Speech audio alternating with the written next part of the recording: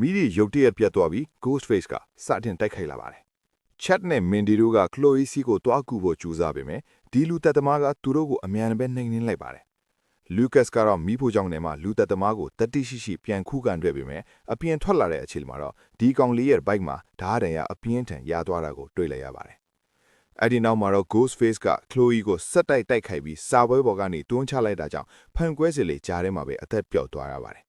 ခဏအကြာမှာတော့ Lucas ကတရွတ်တိုက်ထွက်ပြေးဖို့ကြိုးစားနေတော့ဒီလူသက်သမားကသူ့ကိုတွေ့သွားပြီးဘီယာဆိုင်ကချွန်ထက်တဲ့ဘီယာပိုက်ခေါင်းနဲ့ခေါင်းကိုအညူးကြီးထိုးဆိုင်တက်ပြစ်လိုက်ပါတော့တယ်။မကြခင်မှာပဲတေတင်ကိုကော်ဖီဆိုင်ထဲမှာတွေ့သွားတာကြောင့်ဒီမိန်းကလေးကသူ့အမေရဲ့ရုံးခန်းထဲမှာအမြန်ပြေးပုန်းလိုက်ရပါတယ်။စစ်နီကသူ့သမီးစီဖုံးဆက်ပြီးရုံးခန်းထဲကလုံခြုံရေးတပ်တာကိုဖွင့်ခိုင်းသလိုတနတ်ကိုလည်းယူခိုင်းလိုက်ပါတယ်။စစ်နီက CCTV ကနေအဆင့်လူသက်သမားရဲ့လှုပ်ရှားမှုတွေကိုကြည့်ပြီးသမီးဖြစ်သူလူသက်သမားကိုပြစ်နိုင်အောင်လမ်းညွှန်ပေးခဲ့ပါတယ်။ရုံးခန်းထဲမှာရှိနေတော့စစ်နီကတေတန်ကိုလူသက်သမားရဲ့ခေါင်းကိုပြစ်ဖို့ပြောလိုက်ပေမဲ့ဒီလူသက်သမားကချက်ချင်းပြန်ထလိုက်ပြီးမိန်းကလေးကိုနေရန်နဲ့အားပြင်းပြင်းစောင့်ပစ်လိုက်ပါတယ်။တေတန်ကအစွမ်းကုန်ပြန်ခုခံတဲ့ပေမဲ့ခဏအကြာမှာတော့ Ghostface နှစ်ယောက်ကတပြိုင်တည်းဝင်တိုက်ခိုက်တာကိုခံလိုက်ရပါတယ်။နောက်ပိုင်းစစ်နီအဲ့ဒီနေရာကိုရောက်လာတဲ့အခါမှာတော့လူသက်သမားကဖုံးဆက်ပြီးသူတို့ကိုအိမ်မှာပဲလာရှာဖို့ပြောလိုက်ပါတယ်။စစ်နီအိမ်ကိုရောက်သွားတဲ့အခါမှာတော့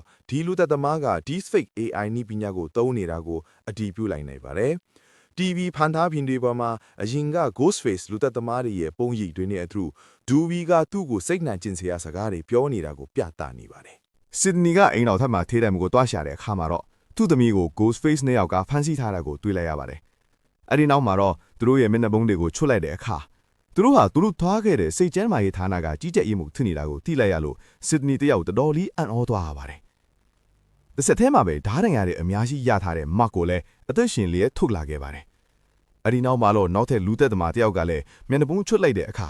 သူတို့ရဲ့အိမ်နီချင်း Jessica ဖြစ်နေတာကိုသိလိုက်ရလို့စစ်နီပိုးပြီးတော့တောင်ထိတ်လန့်သွားပါတယ်။ဘာကြောင့်သူ့မိသားစုအပေါ်ဒီလိုရာဇဝတ်မှုတွေကျူးလွန်ရတာလဲလို့မေးတဲ့အခါမှာတော့ Jessica က Sydney ဟာအရင်ကသူ့ကိုတတ်ဖို့ကြိုးစားသူတွေစီကနေအောင်မြင်အောင်ခုခံနိုင်ခဲ့တာကိုကြည့်ပြီးသူလည်းအားကျပြီးပြန်တိုက်ခိုက်တက်လာတာလို့ရှင်းပြပါတယ်။ဒါကြောင့်လဲ Jessica ကသူ့ရဲ့နှိစက်တဲ့ခင်မန်းကိုတတ်ခဲ့တယ်လို့ခုနလေးတင်သူ့ရဲ့သားဖြစ်သူ Lucas ကိုပါတပ်ပစ်ခဲ့တာဖြစ်ပါတယ်။ Jessica က Fallbrook အဖွဲ့အစည်းကိုရောက်သွားတဲ့အချိန်မှာအဲ့ဒီကကြီးကြပ်ရေးမှုနဲ့ကာဟော်တို့ကိုတီကျွမ်းခဲ့တာပါ။အခု Jessica ရဲ့အစီအစဉ်ကတော့ထိတ်ထမ်းကို Step ပြန်ရှင်ဒီထဲကလို့နောက်ဆုံးကြံရက်သူမင်းကလေးဖြစ်စေချင်တာပါ။အရင်က Sydney ကြုံတွေ့ခဲ့ရတဲ့စိုးဝါတဲ့အဖြစ်အပျက်တွေမျိုးကိုဒီမင်းကလေးကိုလည်းကြုံတွေ့စေချင်နေတာပါ။သူတို့စကားများနေတော့မှာပဲမကသူ့ဝတ်ထောက်တဲ့ဓာငယ်လေးနဲ့ထီတန်တဲ့ခြေထောက်ကအနှောင်အဖွဲ့တွေကိုဖျက်ပစ်လိုက်ပါတယ်။ထီတန်က Jessica ကိုတိုက်ခိုက်နေတော့မှာပဲ Sydney ကကြီးကြပ်ရေးမှုရဲ့ခေါင်းကိုတနက်နဲ့ပစ်တက်လိုက်ပါတယ်။ Jessica ကတော့ထွက်ပြေးသွားတာကြောင့်ဒီမိမကြီးနောက်ကိုအိမ်ထဲအထိလိုက်ခဲ့ကြပါတယ်